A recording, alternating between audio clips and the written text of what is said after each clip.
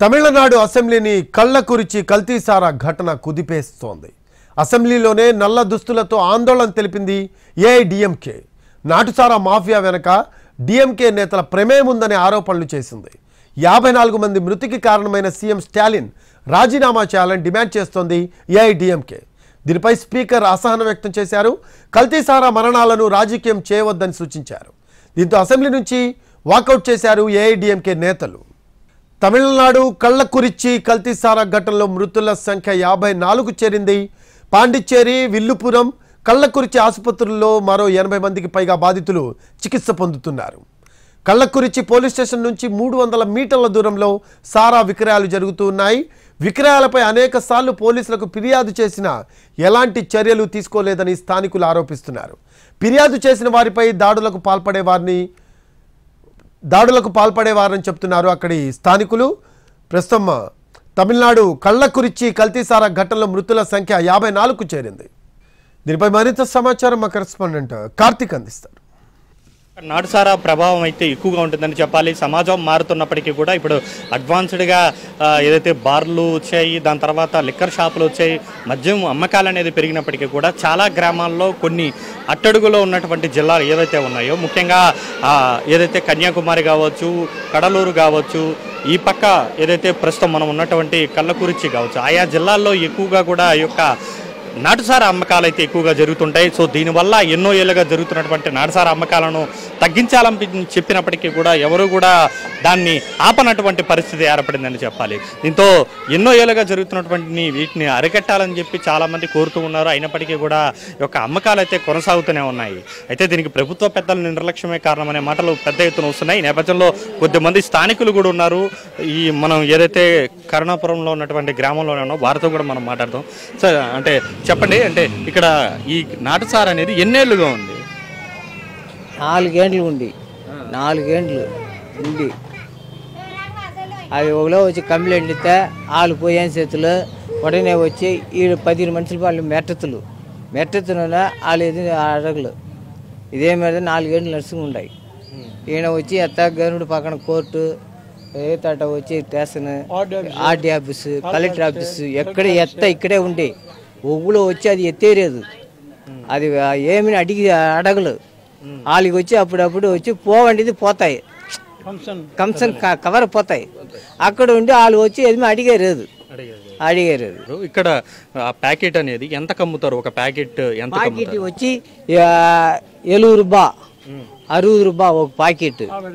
ఆబట్టిదా కమ్మిగా ఉండని చెప్పి వీళ్ళు పోయి తాగుతారు. ఏమి దాంట్లో ఉండేది వచ్చి ఎరిగిన తాగు ఉండోళ్ళదా ఆడ ఇప్పుడు ఏమి కలుతున్నాలో ఏం పడినాలో ఒకటి తెలియదు. ఇప్పుడు కిందట 38 పేరు వచ్చి అవుట్ అయిపోయినాళ్ళు. సేలాండ్లో వచ్చి ఇక్కడ 4 ఉండాలి. సేలాండ్లో వచ్చి సీట్స్ కమ్మి పాండిచేరిలో ఉండాలి, విలపరాలు ఉండాలి, మిండి భాగంలో ఉండాలి. ఇక్కడ రాలి ఇక బాడీకి రాలేడ. అంటే ఇక్కడ దాన్ని ఎలా తయారు చేస్తారు? ఎప్పుడు పనరారు? అది మాకు తెలుదు. అదైతే మాకు తెలుదు.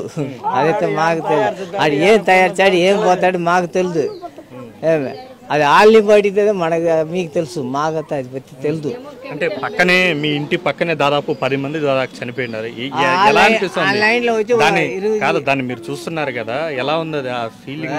మామంతా పోము, అక్కడంతా మేము పోము. వాళ్ళు కూడా ఒత్తిమి, వాళ్ళు ఒక జాతి, వాళ్ళందరూ ఒకటి అట్ట ఉంటాడు. వాళ్ళు వచ్చి బయటికి సొప్పులు, వాళ్ళు బయటికి అయితే సొప్పులు.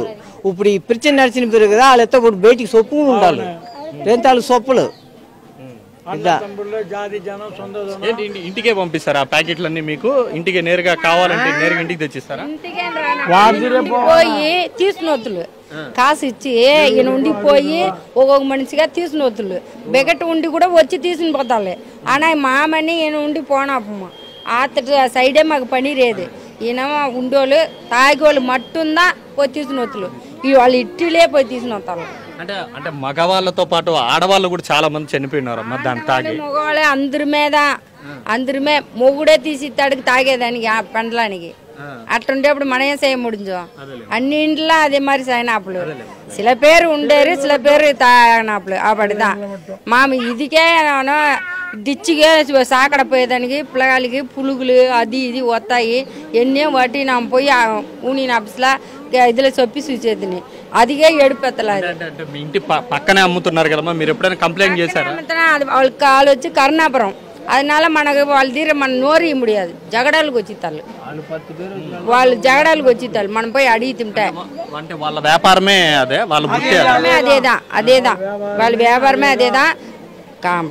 కొరంచపచ్చి పోతాక స్టేషన్లో కట్లోలే పోయి வருமானம் తీసుకుని వచ్చేసారు.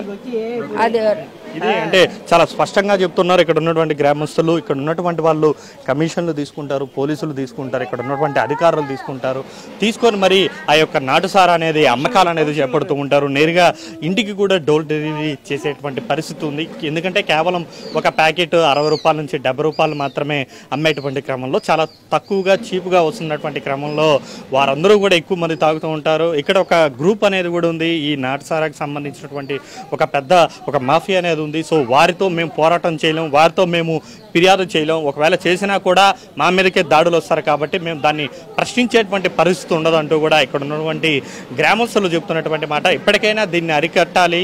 ఇక్కడ ఉన్నటువంటి అధికారులు కావచ్చు, ప్రభుత్వ పెద్దలు కావచ్చు, వాళ్ళు లంచాలుగా మరక్కండా ఈ యొక్క నాటుసారా అనేది ఆపితే మాత్రమే ఈ యొక్క కల్తీ సారా కారణంగా కావచ్చు దానివల్ల దుష్ప్రచారణకు లోనయ్యి ఏదైతే ఆరోగ్యాలు పాడు చేసుకుని చనిపోకుండా ఉంటారనేది మాత్రం ఇక్కడ ఉన్నటువంటి గ్రామస్తుల మాట. కరుణాపురంలో కల్తీ సారా విక్రయించిన గోవిందరాజ్ అలియాస్ కన్నుకుట్టిని పోలీసులు అరెస్ట్ చేశారు. తాను 25 ఏళ్లుగా సారా వ్యాపారం చేస్తున్నట్లు ఒప్పుకోవడంతో పోలీసు అధికారులు ఆశ్చర్యపోయారు. ఇతని ఇల్లు ఉన్న ప్రాంతాన్ని సారా అంగడి ప్రాంతం అని పిలుస్తారు. 50 రూపాయల నుంచి 60 రూపాయల వరకు విక్రయించే సారా ప్యాకెట్లను మొదట్లో కరుణాపురం నది ఒడ్డున రహస్యంగా విక్రయిస్తూ వచ్చాడు. ఇక ఇదే అంశానికి సంబంధించిన మరింత సమాచారం మా కరెస్పాండెంట్ కార్తిక్ అందిస్తారు. గ్రామంలో కన్నీళ్లు పెడుతుందని చెప్పాలి. ఏ గ్రామంలో ఉన్నటువంటి ఏ గుమ్మం తొక్కినా కూడా ప్రతి ఇంటి ముందు కూడా ఒక మృతదేహం అయితే మనకు ప్రస్తుతం కనబడుతూ ఉంది.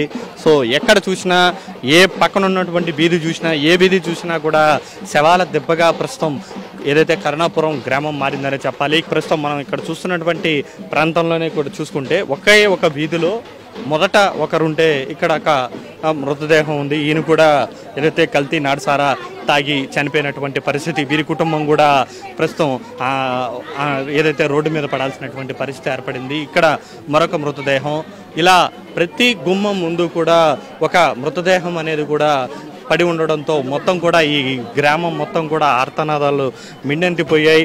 అందరూ కూడా పెద్దవాళ్ళు కొద్దిమంది చనిపోతే కొద్దిమంది చిన్నవాళ్ళు చనిపోయినటువంటి పరిస్థితి.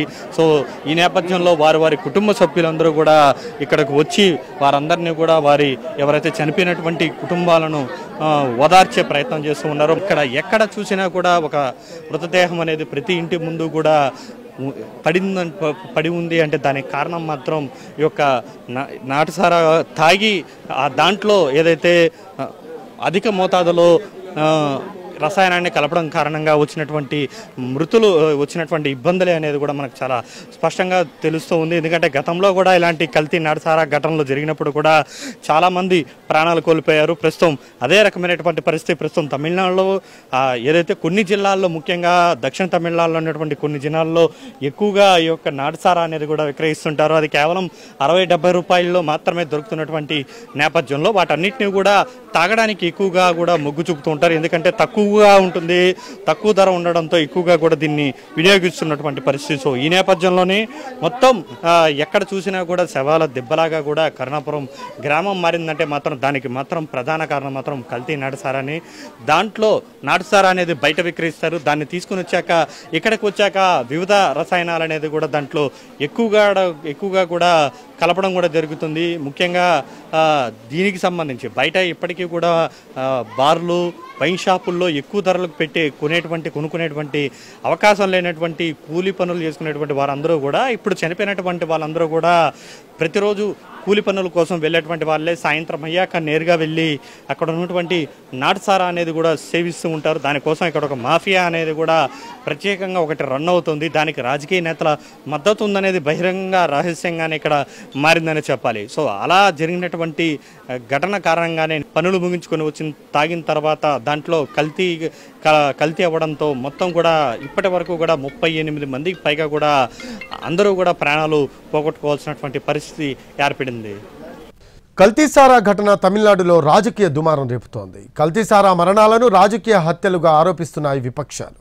మరోవైపు ఈ ఘటనపై విచారణ ముమ్మరం చేసింది ప్రభుత్వం. ఇవాళ సాయంత్రం సిబిసిఐడి బృందం ప్రభుత్వానికి నివేదిక అందించనుంది. రాష్ట్ర వ్యాప్తంగా కల్తీ సారాపై ఉక్కుపాదం మోపుతోంది తమిళనాడు ప్రభుత్వం. కరుణాపురం గ్రామంలో ఉన్న కల్తీ సారా అమ్మినటువంటి గోవిందరాజు ఇల్లు ఇదే.